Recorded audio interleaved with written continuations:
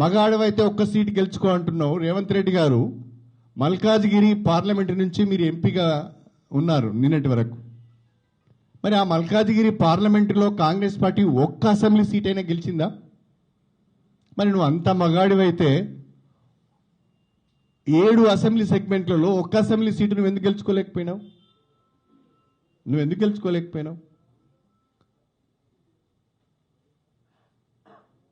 నిజంగా నీవు అంత మొగాడివైతే, అంత గొప్పవాడివైతే రేపు తెలంగాణలో 17 పార్లమెంట్ స్థానాలను గెలిచి చూపించు. నీ మగతనాన్ని నిరూపించుకో నీ భాషలోనే. నేను వాడొద్దు ఆ పదాన్ని, కానీ తప్పడం లేదు. నీ భాషలోనే తెలంగాణలోని 17 ఎంపీ సీట్లను గెలిపించుకొని నీ మొగతనాన్ని నిరూపించుకో.